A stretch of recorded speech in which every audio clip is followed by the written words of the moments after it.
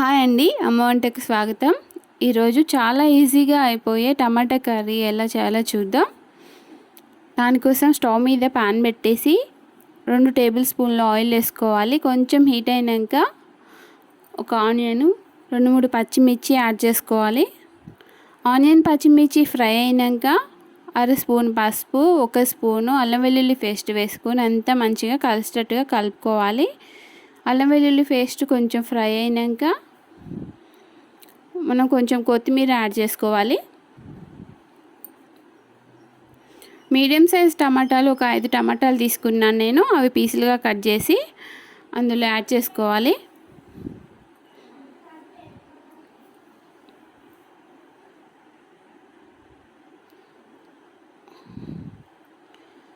Add చేసుకున్న టమాటాని మళ్ళీ ఒకసారి కలుపుకోవాలి. ఒక చెంచాన్నర సాల్ట్ సరిపోతుంది. ఇందులో సాల్ట్ యాడ్ చేసుకోవాలి.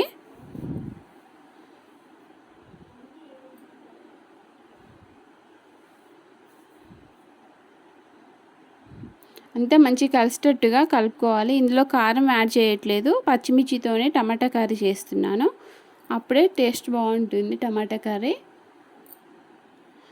టమాటా మగ్గేంత వరకు మూత పెట్టుకొని ఒక 6-7 నిమిషాలు కుక్ చేసుకోవాలి మీడియం ఫ్లేమ్లో.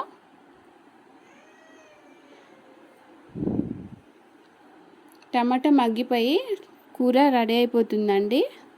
ఒక 1 మినిట్ అయినాక స్టవ్ ఆఫ్ చేసుకోవచ్చు. చాలా ఈజీగా అయిపోతుందండి కర్రీ. చాలా టేస్టీగా కూడా ఉంటుంది. టమాటా కర్రీనే కదా అని అనుకోవద్దు, ఇలా చేసుకోండి ఒకసారి. కారం లేకుండా ఓన్లీ పచ్చిమిర్చి వేసుకొని చాలా బాగుంటుంది టేస్ట్.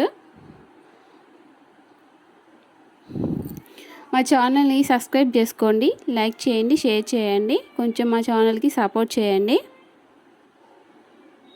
ఇంకేమైనా రెసిపీస్ కావాలన్నా కూడా కామెంట్ బాక్స్లో చెప్పచ్చండి.